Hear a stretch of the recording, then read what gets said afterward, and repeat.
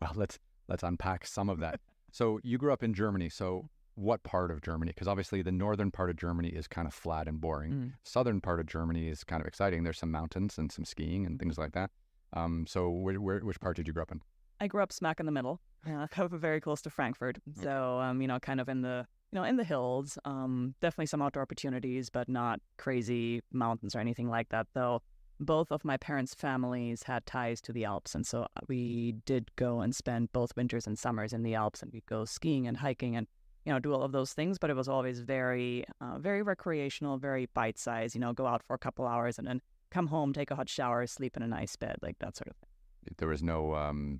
There was no kind of role model at that time for you to like say like, oh, if this lady can go out and do this stuff, then I can grow up and do that too. Like, yes and no. So my mom at age 54, I believe, decided to run a marathon just because she wanted to see if she could.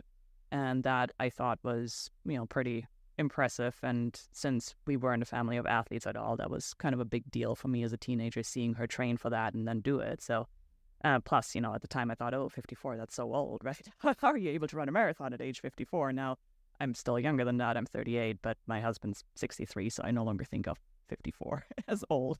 54 is the new 34. I mean, come on, like we're all just aging so nicely these days. It's crazy. I mean, I'm planning on peaking in my athletic performance right around that age, hopefully, maybe later.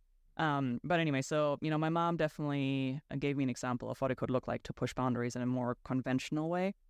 And my dad's dad, so my grandfather on my dad's side, had a penchant for doing big things in the mountains without being qualified to do those things. So, for example... That's very European, by the way. Oh, so European. Yeah.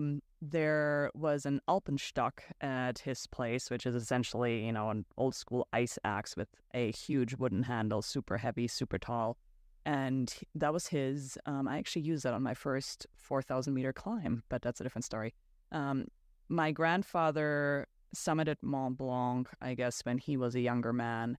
And he then was rumored to have dragged my dad and his siblings up all sorts of mountains in shorts and sandals, being like, oh, it's right there, we'll just walk across the glacier. It's no big deal. It's never that easy. It's never that easy.